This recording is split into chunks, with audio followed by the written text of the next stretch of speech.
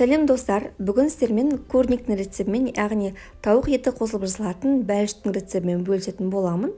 Құрамы үйдегі бар заттардан тұрады, жасалу жолы оңай және де өте тойымды пирогтардың бірі. Ең алдымен біз көрнектің қамырын дайындаймыз. Ол үшін сары майды ерітіп аламыз. Су моншасында немесе микротолқынды пеште ерітеміз. Ал менде мұнда 2 ыдысымда ұн бар. Бір ыдысында 500 грамм ұн, бір ыдыста 100 грамм ұн. Өйткені ұнның тығыздығы әр кезде әрқалай шығады. Сол себепті бірінші 500 грамм ұнға жасаймыз, ал кейін керегінше салып отырамыз. Енді осы ұнымызға тұзымызды саламыз және де айранға соданы салып араластырамыз. Біздің айран мен содамыз реакцияға түсуі қажет.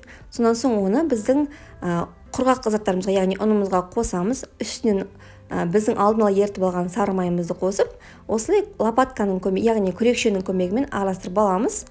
Сонан соң барып, кішкене ауырлап бастаған кезде қолмен араластырамыз. Мен қазір қамырымды тексеріп көрдім, кішкене қолға жабысқақтау. Сол себепті тағы да біздің бөлек ыдыстағы ұнымыздан кішкене саламыз, барлығын бірден салмаймыз, аздан салып отырамыз. Енді барлығын кішкене қолмен араластырып аламыз. Біздің қамырымыз біркелкі болуы қажет. Қастағы тексеретін боламыз.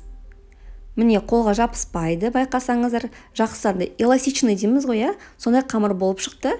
Бұдан артық ұнды қоспаймыз деген сөз. Енді осы қамырымызды целлофанға салып, 30 минутқа тоңазытқышқа салып аламыз. Біздің қамырымыз тоңазытқыштан шыққанша біз пирогымыздың салмасын дайындаймыз. Менде мұнда күрке тауықтың, яғни индейканың төс еті, грудинка дейміз ғой, сондай еті. Оны мен қазір ұзынша етіп, соломка етіп турап жатырмын. Егер де сіз қаласаңыз, майда немесе үлкенірек қылып турай аласыз. Ол енді өзіңіздің қалауыңызша.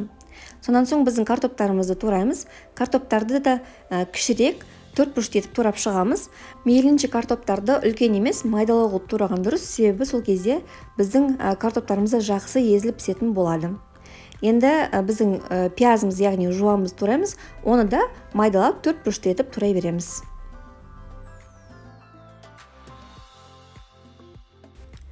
Негізі пирогтың салмасын тура осылай қалдырсаңыздар да болады, бірақ мен әрдайым орам жапырақ қосамын. Өйткені орам жапырақ пирогқа кішкене суландырып, сочный дейді ғой, сондай қылып тұрады. Сол себепті орам жапырақ қосқанды жөн санаймын. Егер де сіз қаласаңыз, қоспасаңыз да болады. Және де енді біздің салмамызға тұзымызды, бұрышымызды дәміне қарай қосамыз. Мен 1 шай қасықтан қостым, сол маған жеткілікті болды. Енді барлығын жақсылап араластырамыз. Сонымен біздің салмамыз дайын. Біздің қамырымызды дайын болып қалды.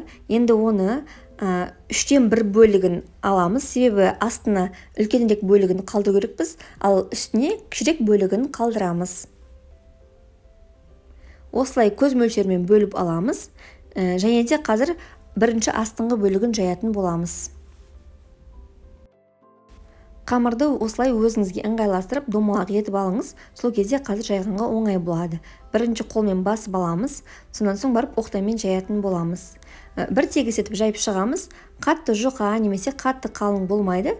Формамыздың диаметріне сай келеді қазір. Менде формамның диаметрі 28-30 сантиметрлі. Мен қазір енді дәл осы пирогқа 30 сантиметрлі форманы қолданатын боламын. Осындай пирог пісіретін форма. Осыған енді қазір қамырымызды жайғастырамыз. Қамырымыздың шеттері осылай кішкене үлкенірек болады. Себебі қазір үстіне қамыр тағы да екінші бөлігін қоямыз ғой, сол кезде біріктіргенге оңай болуы қажет. Және де қазір ішіне салмасын салған кезде ол кішкене көтеріледі. Енді біздің қамырымыздың үстіндегі бөлігін жайып аламыз. Оны да дәл бірінші қамыр жайғандай өзіңізге ыңғайлы етіп, оқтаймен тезірек жайып аламыз.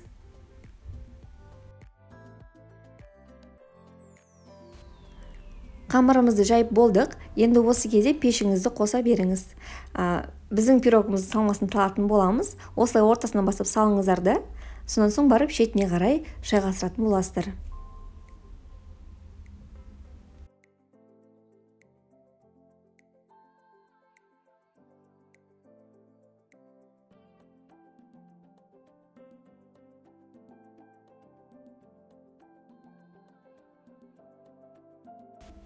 Салмамыздың барлығын салып біттік. Енді оның үстінен екінші қамырымызды салып, екі қамырды бір-біріне біріктіреміз, яғни жабыстырып шығамыз. Сонан соң барып қазір шеттерін әсемдейтін боламыз. Қамырымызды біріктірдік. Енді шеттерін кішкене формаға келтіреміз. Мен косичка дейміз ба, сондай сияқты қылып кішкене өрдім. Енді өзіңіздің фантазияңызға қарай қалай жасасаңыздар да, немесе егер де өре алмайтын болсаңыздар, тура жаңағыдай біріктірген күйі қалдырсаңыздар да болады. Енді ортасынан осындай кішкене тесік жасаймыз. Өйткені қазір ол жерге біз су құямыз. 50 граммды су құямыз. Себебі біздің салмамыз кішкене сочный болып тұру қажет, және де піскенге де өте оңай болу қажет.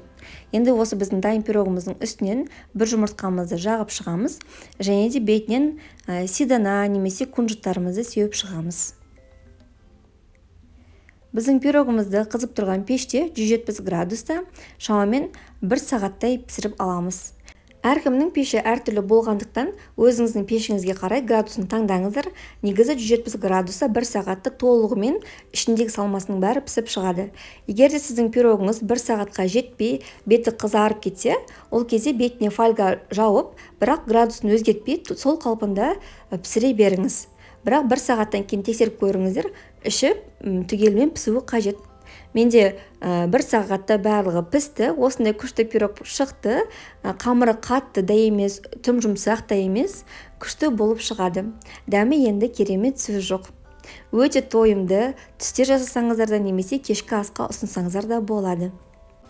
Сіздерге рецепт ұнады деген ойдамын. Менің келесі видеоларын жіберіп алмас үшін менің YouTube каналыма және де Instagram парақшама тіркеліп қойыңыздар. Онда да күнделікті жеңіл рецепттермен бөлісетін боламын. Сіздермен бірге болған Әйгерім. Келесі аптада кездескенше.